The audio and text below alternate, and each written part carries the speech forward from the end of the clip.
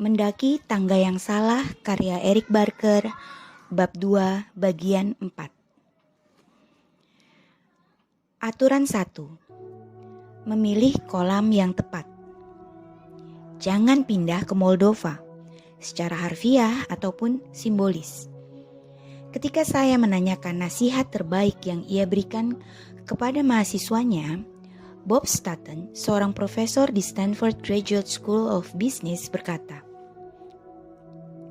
"Ketika Anda menerima pekerjaan, cermati baik-baik orang-orang yang akan bekerja bersama Anda. Karena kemungkinan besar Anda akan menjadi seperti mereka. Mereka tidak akan menjadi seperti Anda. Anda tidak bisa mengubah mereka. Jika itu tidak cocok dengan diri Anda, pekerjaan itu tidak cocok bagi Anda." Seperti yang telah kita tetapkan, lingkungan kerja yang buruk bisa membuat Anda menjadi orang yang buruk dan tidak bahagia. Kecurangan akan menular seperti yang ditunjukkan oleh kajian Dan Ariely, Contagion and Differentiation in Unethical Behavior. The Effect of One Bad Apple on the Barrel. Ketika Anda melihat rekan Anda berbuat curang, kemungkinan besar Anda akan berbuat curang. Dan ketika rekan Anda saling melihat kecurangan satu sama lain, setiap orang akan cenderung melanggar aturan. Itu merupakan satu langkah lebih dekat dengan Moldova. Untungnya, pengaruh dari konteks berjalan dua arah. Kajian Terman yang mengikuti lebih dari 1.000 orang dari masa muda sampai meninggal menyimpulkan bahwa orang-orang yang mengitari kita seringkali menentukan akan menjadi seperti apakah diri kita. Ketika kita melihat orang lain di sekitar kita melakukan tindakan kedermawanan, kita sendiri cenderung bertindak dermawan. Ini juga memperbolehkan kita untuk menjadi pemberi dengan lebih aman dan mendapatkan manfaat sukses yang didapatkan oleh para pemberi tingkat tinggi tanpa takut berakhir sebagai martir. Berhubungan dengan pemberi lainnya memungkinkan kesuksesan luar biasa dari program-program yang baik hati dalam turnamen Axelrod. Jika Anda sudah berada di lingkungan yang buruk, kitari gerobak itu dengan orang-orang baik. Hanya dibutuhkan 5% interaksi di antara program-program yang baik hati agar yang baik bisa menang atas yang buruk.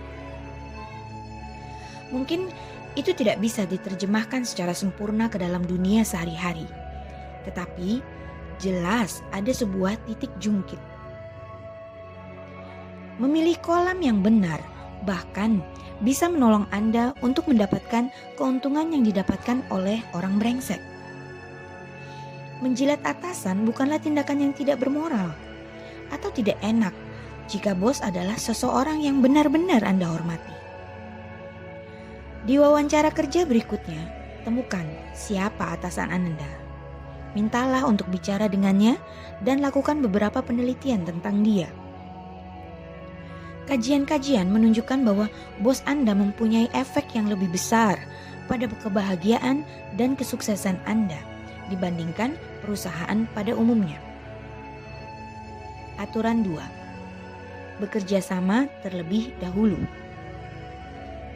Semua program yang sukses dalam turnamen Axelrod awalnya melakukan kerjasama. Para pemberi lebih unggul daripada penyeimbang karena mereka menawarkan bantuan tanpa menunggu untuk melihat apa yang akan dilakukan oleh orang lain. Banyak penelitian lain yang mendukung hal ini.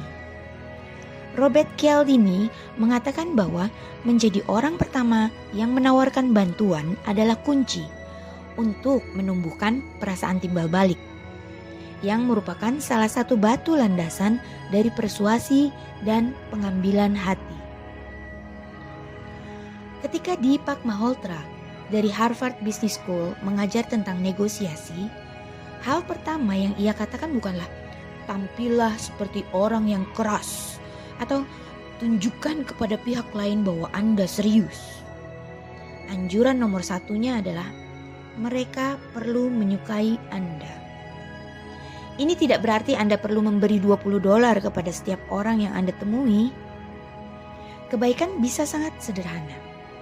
Kita juga sering lupa bahwa sesuatu yang sangat mudah bagi kita, seperti pengenalan melalui email yang hanya perlu waktu 30 detik, bisa berdampak besar bagi orang lain, seperti pekerjaan baru.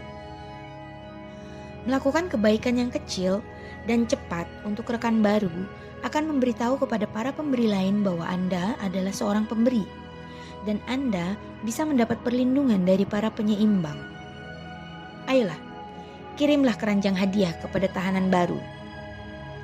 Ketika pisau-pisau bermunculan di lapangan penjara, akan ada banyak orang lain yang menjaga punggung Anda. Aturan 3. Tidak mementingkan diri sendiri bukanlah tindakan terpuji, tetapi tindakan konyol. Secara umum, mempercayai orang lain akan lebih baik. Tetapi, seperti Don Johnson di meja blackjack, memiliki keunggulan bukan berarti Anda menang di setiap babak permainan. Anda tidak bisa meramalkan akan seberapa suksesnya kerjasama pada suatu interaksi tertentu. Tetapi, dalam jangka panjang, Anda akan lebih banyak menang daripada kalah. Ingatlah, orang yang paling sukses dalam kajian tentang kekuatan kepercayaan adalah mereka yang memberi nilai 8 kepada dirinya sendiri, bukan 10. Tentang seberapa banyak mereka mempercayai orang lain. Sebenarnya, ada sebuah varian yang lebih baru dari TFT yang menurut seorang peneliti lebih unggul daripada TFT dan GTFT. Apa yang terkandung dalam varian baru ini? Jika lawan selalu bekerja sama, itu akan merugikan lawan itu sendiri. Ini agak menyedihkan, tetapi kita mengerti. Memang sifat manusia secara alami ketika orang melakukan terlalu banyak dan tidak pernah menolak, mereka akan dimanfaatkan. Jadi, tak apa jika Anda bukan orang yang sepenuhnya baik. Menjadi orang yang terlalu baik sebenarnya adalah strategi yang sangat buruk untuk maju. Nah, tidakkah Anda merasa lebih baik sekarang? Axelrod melihat bahwa pembalasan memang diperlukan jika program-program komputer itu ingin sukses di turnamennya. Tetapi, apakah artinya itu di dunia nyata? Ternyata, cara terbaik untuk menghukum para pengambil di tempat kerja adalah gosip.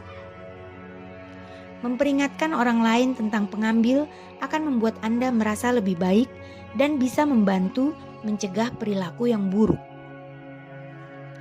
Selain itu, Adam Grant juga mengakui bahwa terlalu banyak memberi bisa mengarah pada habisnya energi.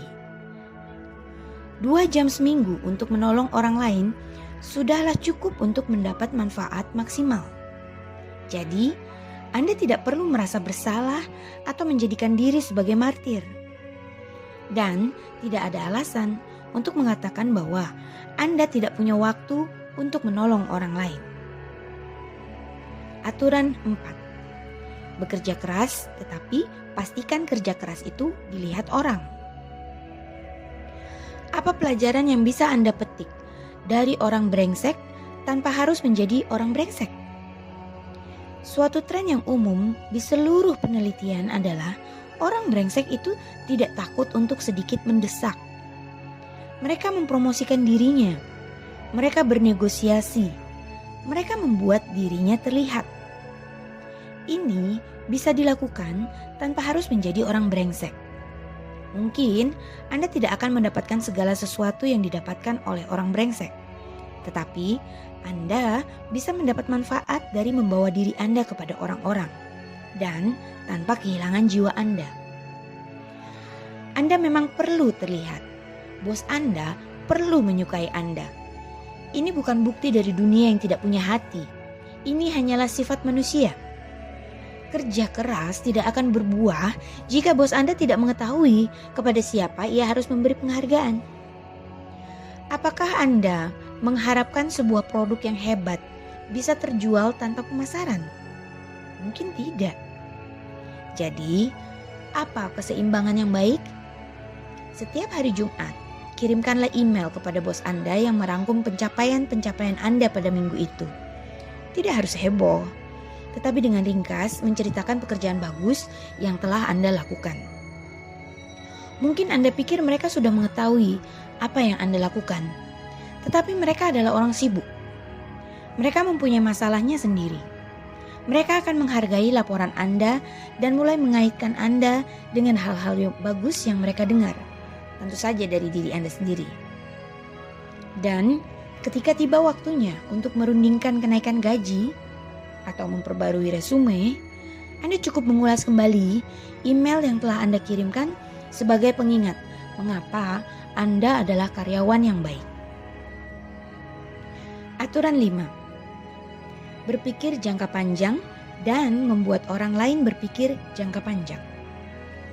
Ingatlah, perilaku yang buruk itu kuat dalam jangka pendek, tetapi perilaku yang baik akan menang dalam jangka panjang. Jadi, sebisa mungkin jadikan segalanya jangka panjang. Buatlah lebih banyak langkah dalam perjanjian. Bujuk orang lain dengan cara-cara yang bisa Anda bantu di masa depan. Semakin banyak interaksi atau teman-teman yang sama yang Anda miliki bersama orang lain, semakin besar kemungkinannya bahwa Anda akan bertemu lagi dengan mereka. Dan semakin masuk akal bagi mereka untuk memperlakukan Anda dengan baik. Itulah sebabnya para raja abad pertengahan menikahkan putra-putri mereka dengan anak-anak dari raja lainnya. Sekarang kita adalah keluarga. Kita akan mempunyai cucu bersama. Kita harus berbaikan. Axelrod menyebutnya memperbesar bayangan masa depan. David DeSteno, kepala Social Emotion Group in Northeastern University berkata, orang-orang selalu mencoba membedakan dua hal. Apakah seorang calon pasangan bisa dipercaya dan apakah ia akan bertemu kembali dengan saya? Jauh dari segala sesuatu yang lain, jawaban dari kedua pertanyaan itu adalah akan menentukan apa yang akan kita lakukan pada saat itu. Aturan 6. Mengampuni. Apakah Anda ingat apa yang membuat sistem TFT bisa lebih baik lagi? Sesekali mengampuni. Ini mencegah munculnya spiral yang mematikan. Walaupun turnamen Axelrod adalah suatu abstraksi dan mungkin tampak terlalu disederhanakan dibanding kehidupan nyata, pelajaran tentang pengampunan lebih penting dalam perilaku sehari-hari dibandingkan dalam permainan. Hidup ini riuh dan kompleks, dan kita tidak memiliki informasi yang sempurna tentang orang lain serta motifnya. Menyingkirkan orang lain dari hidup kita mungkin hanya terjadi karena tidak adanya kejelasan. Jujur saja, Anda bahkan tidak selalu bisa mempercayai diri Anda sendiri. Anda bilang Anda sedang berdiet, lalu seseorang membawa donat ke kantor, dan Anda mengkhianati diet Anda. Apakah itu berarti Anda adalah orang yang buruk dan Anda tidak boleh mempercayai diri sendiri? Tentu saja tidak. TFT tidak pernah menang dalam satu babak, tetapi ia menang dalam gambaran besar. Salah satunya karena TFT bisa mengajari lawannya untuk berperilaku dengan baik. Itu berarti memberi kesempatan kepada orang lain. Kedua, Anda tidak sempurna. Orang lain tidak sempurna, dan terkadang orang bisa bingung. Satu hal lagi sebelum kita melanjutkan pembicaraan. Apakah Anda ingat Michael Swango, si dokter pembunuh berantai? Baiklah, akhirnya mereka menangkapnya. Pada akhirnya, seseorang melakukan hal yang benar. Jordan Cohen mengirim fax email tentang Swango ke setiap sekolah kedokteran di Amerika Serikat. Dan ini mendapatkan perhatian dari FBI. Swango melarikan diri dan meninggalkan negaranya. Tetapi ketika pada akhirnya ia kembali pada 1997, ia ditangkap di Bandara O'Hare, Chicago. Pada 6 September 2000, ia dinyatakan bersalah melakukan pembunuhan dan berpura-pura untuk menghindari hukuman mati. Dijatuhi hukuman pidana berturut-turut sebanyak 3 kali, sekarang ia tinggal di penjara dengan keamanan maksimum di Florence, Colorado. Swengo tidak peduli dan orang-orang di sekitarnya egois. Dalam jangka pendek, semuanya berjalan dengan baik bagi mereka. Tetapi dalam jangka panjang, ia tertangkap dan banyak reputasi yang tercemar. Bahkan, ketika orang lain egois, menjadi pembunuh berantai bukanlah strategi jangka panjang yang baik untuk meraih kesuksesan. Jadi, menjadi orang yang baik hati bisa menjadi strategi yang efektif. Tetapi, itu memunculkan pertanyaan lain. Bagaimana Anda tahu berapa lama Anda harus bertahan melakukan kebaikan? Ada sebuah pepatah lama.